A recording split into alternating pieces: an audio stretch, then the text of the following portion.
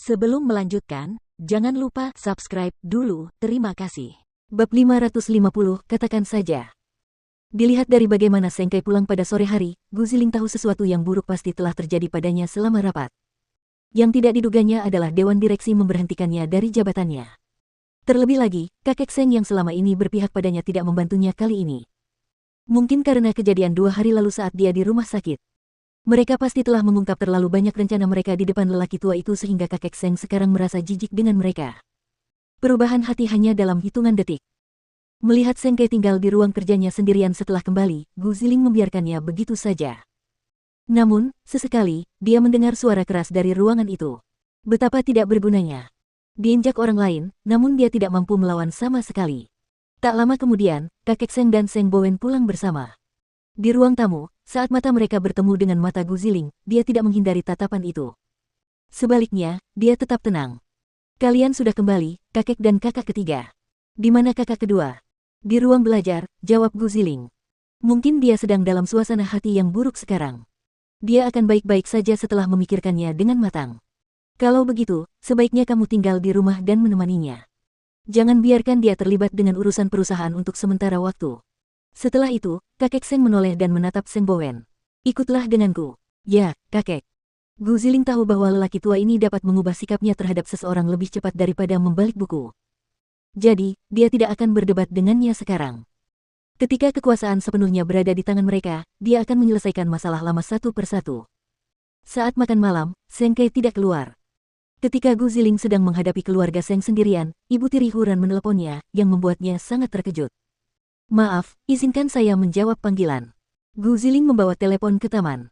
Kemudian, dia mendengar suara wanita itu. Ziling, apakah kamu senggang? Bisakah kita bertemu? Nyonya Hu, apa yang ingin Anda katakan kepada saya kali ini? Kau akan tahu begitu kita bertemu. Kudengar kau dan suamimu tidak dalam situasi yang baik.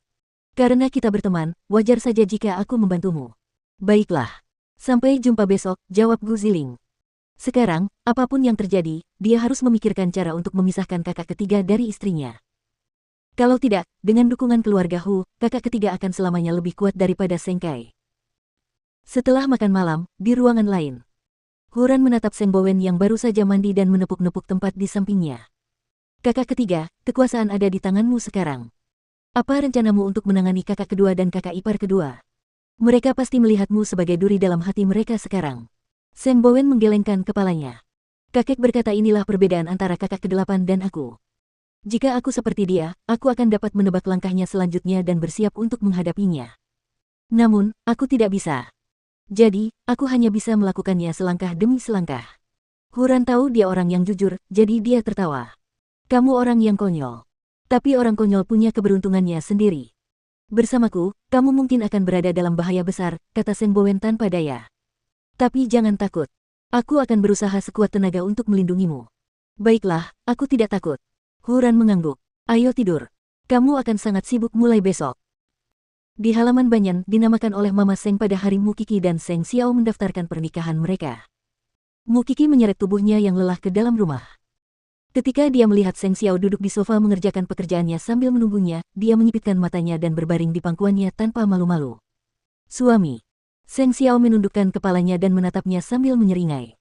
Katakan saja. Carikan aku seorang pria yang sekuat Suce, kata Mu Qi sambil menatapnya dengan tatapan mata anak anjing.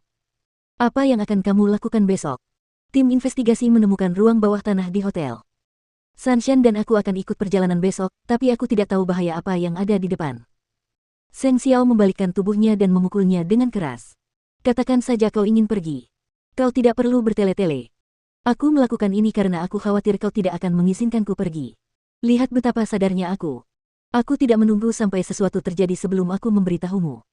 Pria yang baru saja bergabung dengan tim investigasi itu sebanding dengan Suce dalam hal seni bela diri. Benar-benar. Juara bela diri dan kickboxing tingkat nasional. Dia jelas sudah tahu tentang ini sejak lama. Kalau begitu aku tidak khawatir lagi. Seng Xiao menatap bagian belakang kepala Mu Qi. Si kecil ini sama sekali tidak mengkhawatirkan dirinya sendiri. Dia hanya khawatir Seng Xiao tidak akan menyetujuinya. Aku akan memberimu waktu 1 hari Sabtu penuh untuk melakukan penyelidikan. Pada hari Minggu, kamu akan mengikuti kursus bela diri. Mungkin ada banyak orang yang ahli di sekitarmu, tetapi kamu masih harus belajar cara melarikan diri sendiri. Baiklah. Mu Kiki merasa lega setelah semua itu. Dia bangkit dan terus menyeret tubuhnya yang berat ke atas. Seng Xiao menyimpan dokumen-dokumennya dan menatap si kecil sambil menyeringai setuju. Baguslah, dia tahu dia harus memberitahunya. Setelah mandi, mereka berbaring di tempat tidur. Meskipun Mu Kiki hampir tidak bisa membuka matanya, dia bertanya, bagaimana kabar kakak ketiga? Tidur saja kalau kamu lelah. Jangan terlalu sibuk. Seng Xiao mendekatkan kepalanya ke dadanya. Tidak, aku benar-benar ingin tahu. Aku ingin tahu segalanya tentangmu, tentang keluargamu. Kalau tidak, aku tidak akan bisa mengikuti obrolan keluarga. Suara Mu Kiki berangsur-angsur melemah. Melihatnya tertidur, Seng Xiao tersenyum. Kamu akan melupakannya besok bahkan jika aku memberitahumu sekarang. Mu Kiki tidur nyenyak dalam pelukan hangatnya hingga keesokan harinya. Keesokan paginya, Mu Kiki menerima telepon dari profesor. Tadi malam, tim investigasi telah menemukan lorong menuju ruang bawah tanah.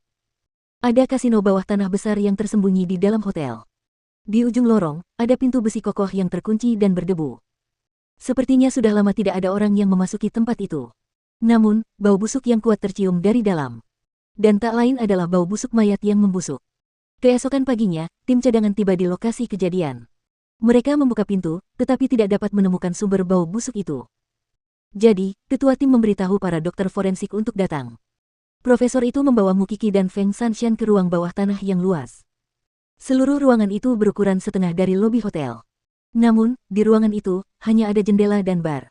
Ada 4 pilar di tengah ruangan dan kamar kecil di sebelah kiri. Seluruh ruangan tercium bau busuk mayat, tetapi mereka tetap tidak dapat menemukan sumbernya. Mu Kiki mengikuti bau itu dan menyadari baunya semakin kuat saat dia mendekati toilet. Profesor dan Feng Sanshan pun memperhatikan hal itu. Aku akan pergi. Melihat ini, Tang Yan menghentikan gadis-gadis di belakangnya dan mendorong pintu toilet.